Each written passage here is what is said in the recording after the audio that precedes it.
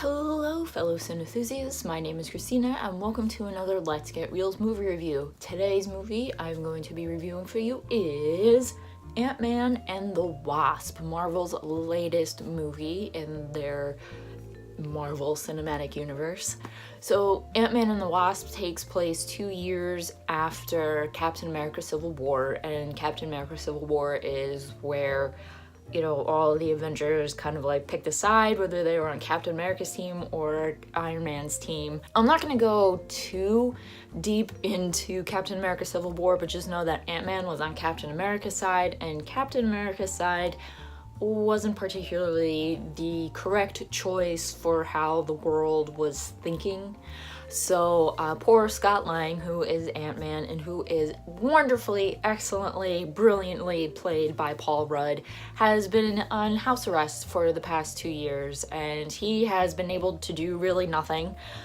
He just has his daughter Cassie come over, and he has at the beginning this elaborate cardboard box set up for her, and they have like a little adventure for Ant-Man, just going through everything, and it's really cute at the beginning. And then you see that Scott is definitely on house arrest. His foot accidentally goes to the fence with his little thing, and the FBI people come over.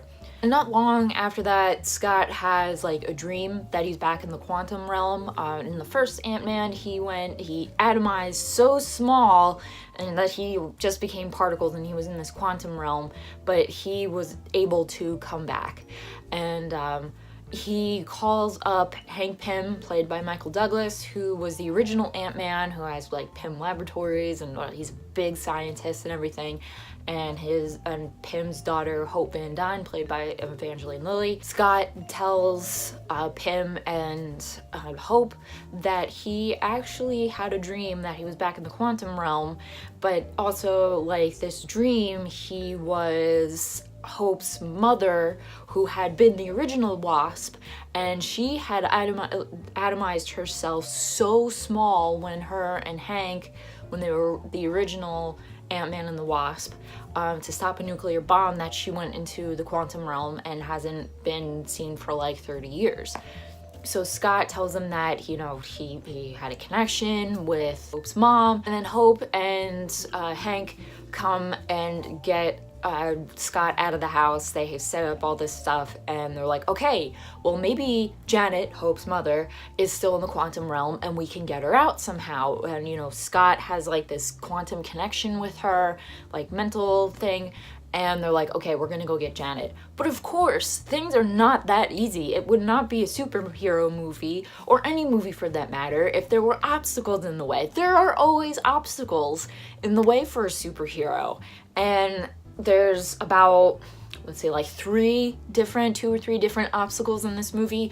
There's a new kind of villain named Ghost, who can she can actually quantum, phase in and out of things, and she's in pain. She needs help. She needs to be like a person again and not be able to phase out and things like that. And I'm gonna leave it at that. There are challenges, and there's a lot of shrinking and becoming huge and all this stuff, and it was just really, really cool. I loved Ant-Man and the Wasp so much. I like the story. I think it's good. I really, really just love that Paul Rudd and Evangeline Lilly are superheroes. Paul Rudd is a great actor. I love and adore Paul Rudd so much. I think I am like most women out there. I've loved Paul Rudd since I was young, when I first saw him in Clueless. And I just think it's great. I think it's amazing that he is a superhero, and he's just like Ryan Reynolds, being Deadpool. They have like this great comedic timing to them, and I just think for like the overall Marvel Cinematic Universe that Ant-Man is a part of, Paul Rudd is just perfect. Like, he brings like lightness and happiness into this character and into like this, often like dark, brooding world. And Evangeline Lilly, to me, she will always be Kate from Lost, and Lost was a dramatic thing. So seeing Evangeline Lilly really kicking ass and just being a superhero like Paul Rudd is just incredible to see.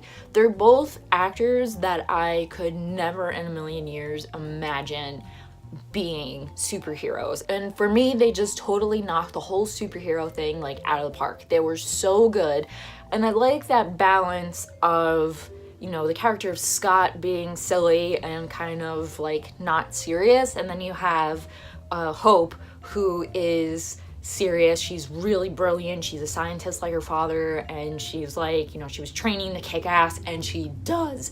Oh my god, does Hope kick so much ass, and I absolutely love it. You know, Scott and Hope make such a great team. And Paul Rudd and Evangeline Lilly have really good chemistry together, just as actors, and their acting abilities and their characters also have really great chemistry. I like them together. I ship Scott and Hope together very, very much. I'm looking forward to the other Ant-Man movies that are sure to come with this, and just to see them again. I also really like seeing Michelle Pfeiffer in a superhero movie. I think that's really, really cool. She played Janet Van Dyne, Hope's mother and Hank's wife. She was really cool. Like, she didn't do that much in it because, you know, she was in the quantum realm and things like that, but I liked her. She just brought something to, you know, this superhero world. I know she was in Batman Returns years and years ago as Catwoman, and she, to me, is like the best Catwoman. She was like one of the best like villains. She did such a great job with that.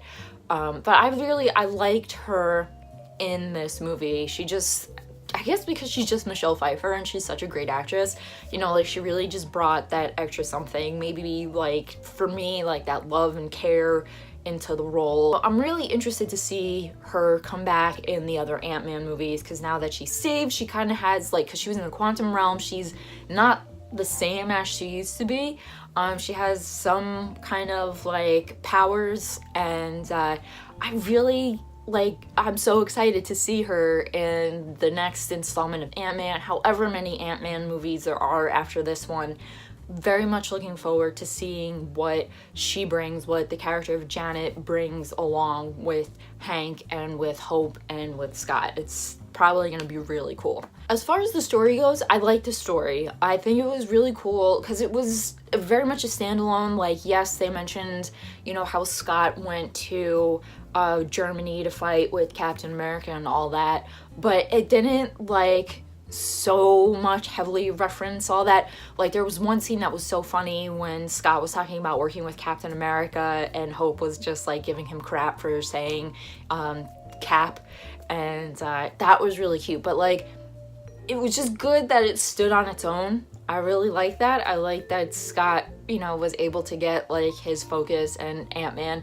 I think it was just because I really like Ant-Man and I just love Paul Rudd. So, but like beyond that, the story was really fun. Just all the action was so fun in this movie because, you know, they have so many opportunities for, you know, different adventures and different ways of going about things, because Scott and Hope can, like, they can blow up, they can shrink really small, they can do all these cool things, and just like all this crazy stuff with like science. And so that was just, I think that's what makes the story cool too, is that they can do so much like with their abilities and their powers and all that stuff.